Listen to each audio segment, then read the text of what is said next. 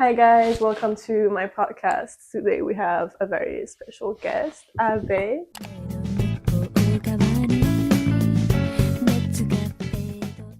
Abay, can you maybe introduce yourself? Hey, my name is Abay. I'm from Barbados. What's your link to fashion? I've been into fashion for pretty a little while now.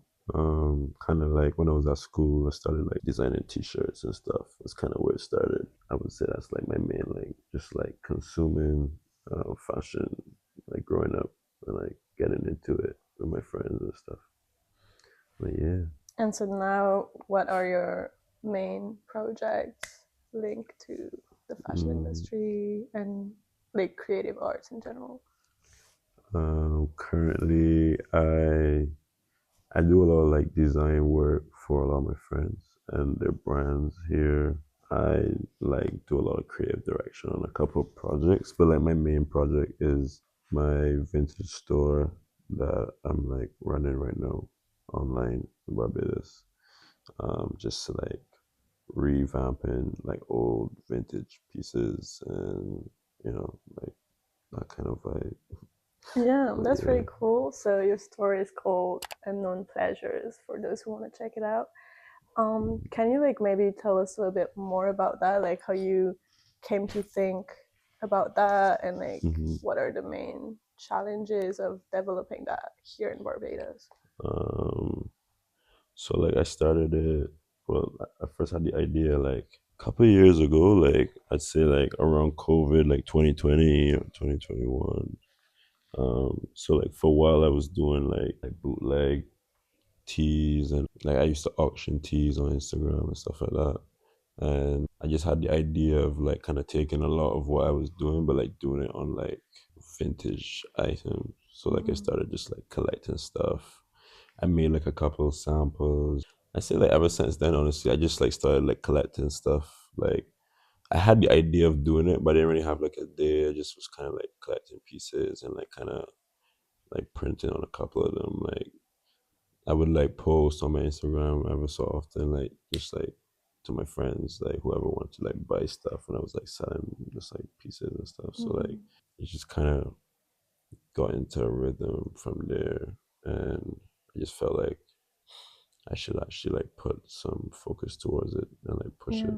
So like that's what I'm currently doing. Yeah. Okay, that's pretty cool. Mhm. And what are your main plans for the upcoming year? Um, Honestly, like we got a lot of collections planned. Just like generally like collaborating with a lot of people is really like my aim for this year, and like using the brand to like do that. So like obviously whether it's through like content and stuff or like the stuff that we like create visually, stuff like that, like but Mm. more so like, like working with other people and like kind of taking the idea of like refurbishing vintage stuff with like different brands and like collaborating and a lot of pop-ups and stuff. Should be a pretty busy year. That's nice. That's good Yeah. to hear. So how is it like going in like the context of Barbados, where like I Mm-hmm. guess the All right. vintage Yeah. scene is not very Yeah. So like exploded. it definitely isn't. I wouldn't say there's a big vintage scene here. There's obviously a lot more people, especially like my age range and like younger, like who obviously like grew up with more of an internet influence. So like Mm-hmm. there's a lot of scattered people like that are kind of like interested in like different stuff. So I'm currently in the process of just like building that community, and I feel like it's been like showing. There is like a culture here of like flea markets and stuff Yeah. like that. So it's not like the most foreign idea, but like I guess to the kind of way that I would like to approach it, like with a little bit more curation and like thought into it, I guess to some extent. But it's a bit difficult, I guess, or it has its like obstacles, of course. Like Yeah. everybody isn't into wearing like old clothes. Like people kind of Yeah, I have a get you. stigma already with like how they see like stuff that's old or like somebody like wore or whatever. Yeah. So I guess a big part of it is like trying to change how people see clothes and like people making them appreciate stuff in Yeah, general. that's a Yeah, very good plan. I think that's a very yeah, good perspective. yeah. I think so. So going back to graphic design, because I know that's Hmm. like something that you do and that you're very into. Yeah. I kind of wanted to tackle the topic of like graphic design and like graphic versus like as opposed to like garments and like how like Hmm. the vision of like graphic design kind of changed over like Hmm. the like last century. Like it used to be really about garments and the silhouette and how like Hmm. designers would just like structure the clothes, but they would not Yeah. really think about graphic as Hmm. like something that could like convey a message or like, that could be like the main part of the garment, if that makes sense. Yeah. And then I think like towards the late 20th century with like the punk movement, like with like the 70s and Vivienne Westwood and then like Ralph Simmons and designers like that that really like shifted the whole like hierarchy and dynamic like Hmm. towards graphic design. So I wanted to kind of have your opinion on that because like that's Hmm. obviously something that you know well. Yeah, I feel like graphics has like definitely become obviously way more influential in fashion as like fashion is going. I think like when the t-shirt became a thing, like I think the t-shirt like was really like the first piece of like clothing that was like so vocal, you know what I mean? Like Yeah.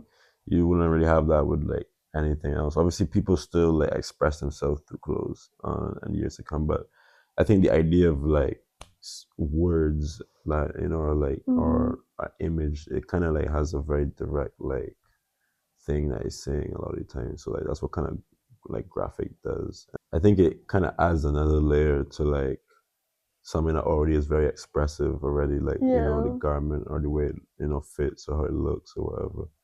But like growing up, I was always like a pretty like visual artist kind of person. But like as I like got into fashion and like I was at school and stuff like that, I was like when I was at school and I was into fashion, this is like obviously like 2010, like I was at like secondary school, so like Yeah.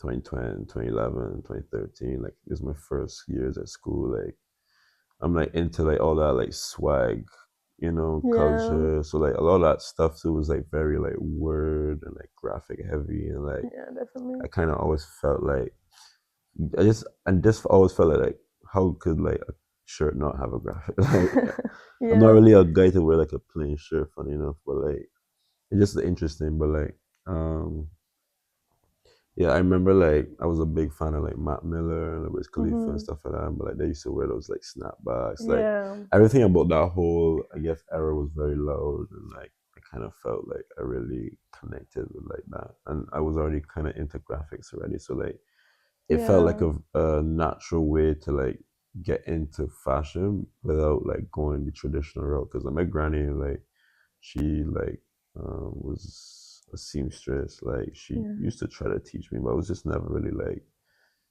um I just never like picked it up Yeah. honestly. But like Fair I enough. always had appreciation for like fashion and like looking at it from that perspective and like I used to like to like go through the books and like see like the you know the patterns and stuff for some of the pieces. So like Yeah. I was always intrigued in it, but like I was more so pulled into it from like the graphic aspect, funny enough. So like that's kind of like how I got here.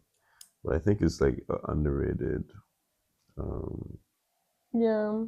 part Definitely. of fashion. I think people like that are more high fashion, you know, like see it as like it's just like words on a shirt or like a picture on a shirt, you Yeah. know what I mean? But I think it's a Definitely. quite complex way of communicating like Yeah. ideas. I agree 100%.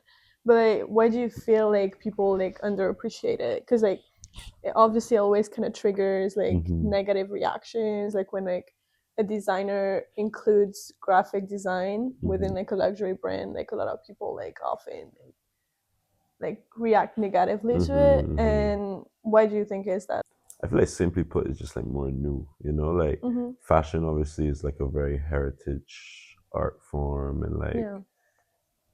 with those kind of things that is always like a purist way of doing it and like, you know, like the right way and craftsmanship, and like there's a certain like idea of what fashion is, and it has to be very like focused on the construction or the physical aspect of what you're wearing, Yeah. or that kind of world. But like graphics is like very, it has nothing to do with that. Like that's kind of like why Yeah. like fashion is the way it is now, in terms of like it's kind of low key became so superficial in a way, because like people don't care about the shirt. They actually just care about the words on the shirt. You Yeah. know what I mean? So like Sure. it's kind of like going against like an old heritage in a way. So I feel like, coming from those places, people would like maybe not see it as a pure appreciation of the art from their perspective, because it's Yeah. like, That's true. simplistic in their opinion or whatever.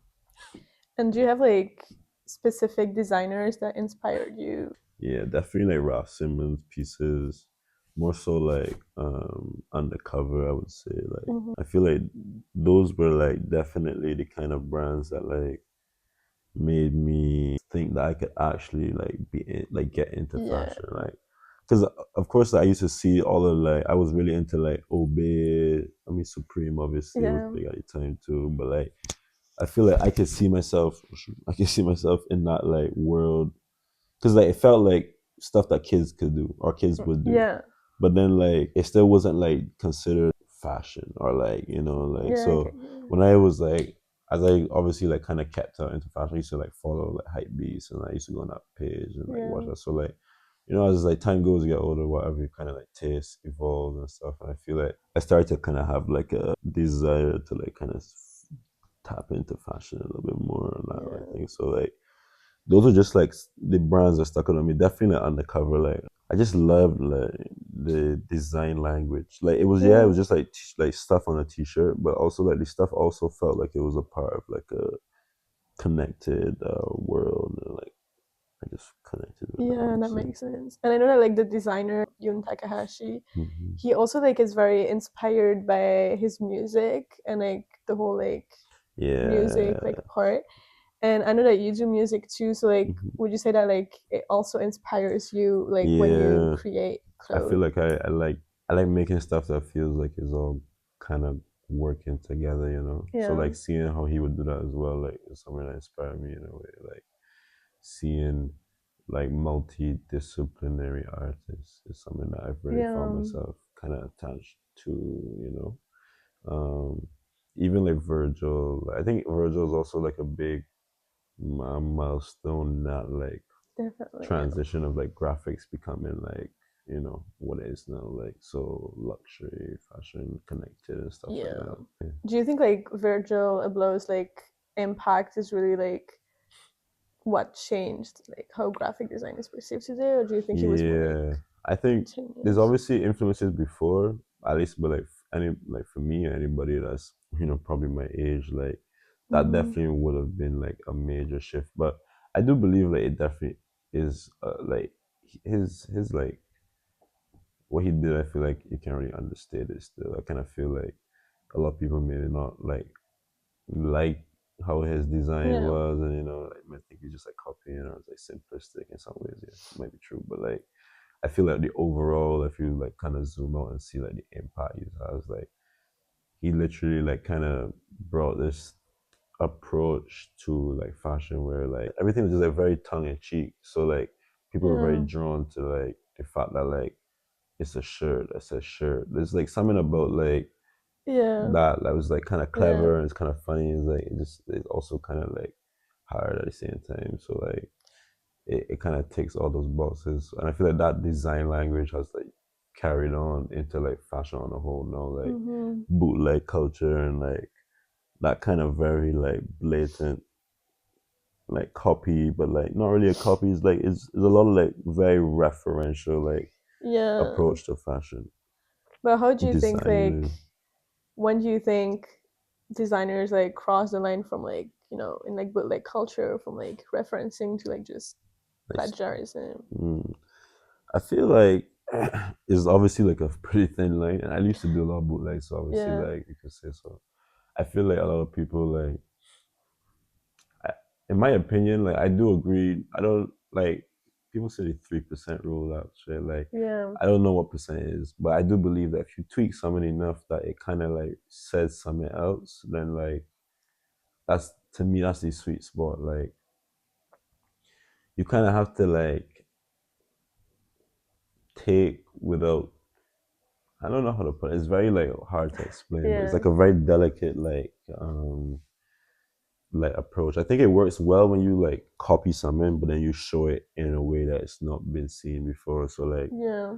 when I first did like the Nike bootlegs that I was doing, like I was essentially making a bootleg of Nike, but I was kind of portraying it in a way that Nike would in terms of like it was like guys was smoking cigarettes and like it was very kind of like against the ethos of like so it kind of is Yeah. like um it's kind of joke essentially, you know what I mean? So Yeah. like Yeah. if people get it, then like they like it. So that's kind of it's hard to like that's why I say it's hard to like say like what percent it is, but it definitely is like a thing, you know, that if you do too much Yeah. of it, then it's like you know, and some people just like literally just take. That's also another thing. Like, people literally just like Yeah. slap and copy and paste without like having like a bigger like Like, concept for yeah, like adding why they're something to it. referencing it. Yeah. And how would you define like your personal artistic vision? Hmm. Artistic vision. How do you mean? Like my like Like, goals? yeah, and like your aesthetic, like what drives your Mm. inspiration and like your collections. I feel like I like to.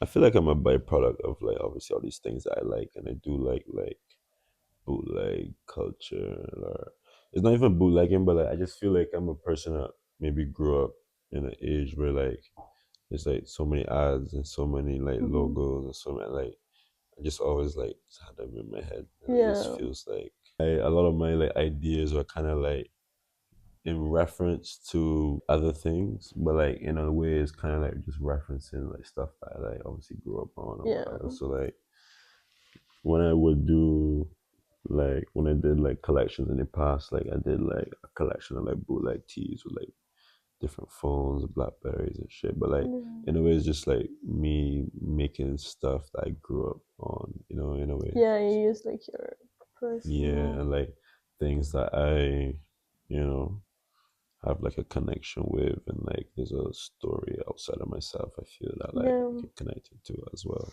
because like yeah, I had a BlackBerry, but like so did everybody else. So like it's kind of like a Yeah. connected idea, you know. So like a lot of the collections that I'm doing now with like Unknown Pleasures are kind of like it's like kind of taking that same approach, but like more so from like when it comes to like how we bring it across, I guess. So like a lot of the collections are like thematic in a way. It's like the first collection is like a polo collection. It's like Ralph Lauren and like polo culture and all that kind of stuff. I know that like the polo part is like kind of a big part of your Hmm. store right now. And what like explains this? Like how did you end up like Mm, being I so into feel Ralph Lauren and yeah, I feel like so like as I was trying to figure out obviously like because I always knew I wanted to do like collections of like pieces. I wanted to put stuff out in that way. Like I just want to like put stuff on the store and just be like. And I feel like there's like an approach to vintage and stuff that is kind of like watered down. Where people mm-hmm. just like here, just like a shirt. Like it's just like there's no Yeah. like experience or like there's not like much of like a story with it. So like I got into the idea of just like you know putting things together based on like what other and like as I was thinking of like what would resonate most or resonate heavily, I think with a lot of people is like Ralph Lauren because like I feel like growing up in Barbados too, like polo's like a pretty big brand. Like most guys like wear polo. It's like kind of seen as Yeah. like you know like a nice thing to go and like buy or like spend a little Yeah. money on or whatever. So like when I was thinking about something that I feel like would translate heavy enough that would kind of like break past a lot of people's like preconceived notions of like I said old clothes and stuff like Mm-hmm. that. I was like yeah like people like respect polo and people like have like a certain appreciation Yeah. for it. So like a guy might be more willing to like buy a old polo shirt because like it kind of already has like a status attached to Yeah. it. So I just saw it also too as like a gateway to like connect with people who aren't necessarily like into thrifting already, but like they could kind of like, Yeah. you know, get into it through that. And like if I was to pick a brand in Barbados, like polo is definitely like one that would connect, I feel, with most Bajans, I feel. So like that's really like my That's thinking. interesting. Yeah. And that's like how I want to approach a lot of other collections going forward. I believe in like there should be some kind of storytelling behind everything. Like I don't like the idea of just like kind of giving people like, yeah, like just here, like have it, or like here's a Yeah. blank wall, or you know, on the floor, whatever. So Yeah. Because I noticed that you like in your store, like you post about like trying to give like a background to each like piece that you hmm thrift and like that you sell. yeah, Yeah, so like that's actually pretty interesting that you're trying to hmm provide background on those like vintage pieces because yeah, it gives them like more of an identity and something that more like is more special. And it's hmm not just you're thrifting and you're yeah. It's just selling. not like because people are just selling it as it is, and it still kind of like loses its like value. I don't know how to describe it. It's like Mm-hmm. if I find like a vintage shirt, I don't know, like, and you have the same one, you know, Yeah, of course, like we both found it, but like I kind of feel like there's always like an individual story behind every yeah, piece, and like I think that's what really makes it more unique than like the fact that like you know whatever it's rare, whatever the case may be. I feel like yeah. there's always like a story behind it. Yeah, like you know, I think that's the interesting part, and I guess that in a way too is like kind of giving people like more of like a pull towards like just like getting into fashion and like Yeah. appreciating like vintage and stuff.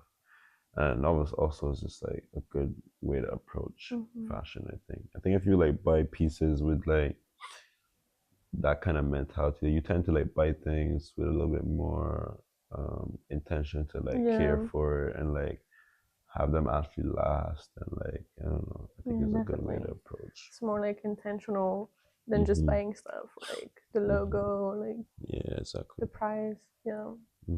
But it also allowed me to do something that I couldn't do before with bootlegs. Like with the bootlegs, I was always, you know, always thinking of the fact that like it is like a bootleg, so like there's a Yeah. legal aspect to it. Yeah. But like I feel like there's a little bit more of like a appreciation if I take something and like kind of, Mm-hmm. you know, Give it like a new life. yeah, Mm-hmm. yeah. So like it just felt like I was like thrifting and like doing these things for a while and just like collecting pieces, and like I just kept like thinking about how could I like bring these two worlds together, you Yeah. know? So like instead of doing like I said, Nike bootlegs on like blanks and like people loving them, yeah, but then like Mm-hmm. I think it's like a whole new like level if I like actually like take old Nike like sweaters or something Yeah. like so that kind of has like a story already, and like it's like made for with a purpose. You know, it's just like a lot more Yeah. intention.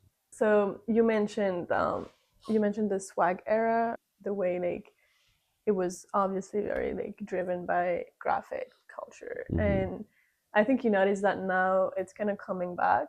And do you think this is gonna have like an impact on graphic design and Mm, how people perceive it, or like, what do you think of this comeback basically? yeah, I mean, I'm all for it to be honest, but Yeah. I feel like I feel like it's just maybe like it's like a byproduct of like yeah, you know, I feel like it was going to come back, you know, with Yeah. like No, for sure. um, it's like basically what I was talking about earlier, where it's like there's a lot of people who are like I guess doing stuff now who are like maybe in their 20s or whatever, but like we all grew up on the same thing, so like Yeah. we're kind of all referencing it in our like, so then it becomes like the thing because everybody's kind of like pulling reference from like the stuff that they grew up on and stuff. So then it kind of feels like you know this like whole wave is like returned, and obviously like you could kind of see how trends like progress because like I feel like the Y2K arrows. I mean, it still has been back, but like these swag arrows like a slightly different like Yeah, but you can see like those two things still like kind of existing now, and like Yeah, they're kind of that's the like world. now influencing each other. Like I feel like the swag era like definitely made a comeback with like the Mm-hmm. snapbacks and like the graphic tees Yeah. and even like showing kind of like showing your bra like stuff Mm-hmm. like that were kind of super trendy during the swag era. But I feel like it's still now it has like kind of evolved. Mm-hmm. Like for example, you don't really see those like high rise jeans anymore. Like even if Fair. like everybody's kind of going back to True. the swag True. era, like the Y2K part with all the like low rise jeans Mm-hmm. is still here, and I think it's Yeah. not really gonna leave, in my Yeah. opinion. So yeah, I think it's cool to see also like how it has like adapted to Yeah. nowadays. Yeah. I'm not sure how it's gonna progress, but I think like I'm Mm-hmm. excited to see where it goes. I think from a graphic design perspective, I don't know what's gonna I don't know, cause like Yeah. I can see people like there's a lot of people that like already maybe not graphic design specific, but like there's already like we've already seen that influence kind of come back with like for me personally, I've seen like a lot of musicians kind of like get into like what people call like nostalgia baiting, where they like kind of like they go buy like an iPhone Yeah. 6, Yeah. With the 5, and yeah, like I saw take all that. their pics on that and post on Instagram and like actually like embody that character was like their videos or their Instagram, whatever the case may be. Yeah. So like we've already kind of seen it come. I mean, it's back already, but Yeah. like in those ways, I feel like it's definitely returned. Like music, I think has been a big accelerator for like that wave coming back specifically, For sure. and that wave was very music heavy too in Definitely. general. So Yeah. like that was also a factor in it. Like I really like the bold nature of like a lot of the word, like the way they how graphics were used. I was not necessarily a big fan of like all the cartoony graphic Yeah. stuff, but like I still feel like there's a place for everything if it's like Yeah. tasteful. So like I'm just interested to see how it progresses. I think like you could kind of see how trends come back if you just like kind of Yeah. pay It's very attention. like cyclical. Yeah, because if you look at it, like everybody's just kind of referencing what they grew up on. So if you pay attention to the Yeah. generations, or like who's like, so like our generation is probably gonna like dominate, certain fields for the next few years, however many years, and then like there's gonna be a period where like there's a lot of younger people breaking into the market. So then like they're gonna reference what they grew up on. Yeah. So like in 20 years when like these kids are like 5 and 6 are like actually like, becoming like more established adults and stuff, like you're gonna see them making music and doing stuff and probably like super TikTok AI like Yeah. reference thing. So this was very interesting. I think we can cut here. We've tackled a lot of different subjects, which was pretty interesting. Thank you so much for Thank you coming for on my having podcast. me. It was very nice of you. Thank you. So yeah, that's it for today. Thank you for listening and watching. Bye.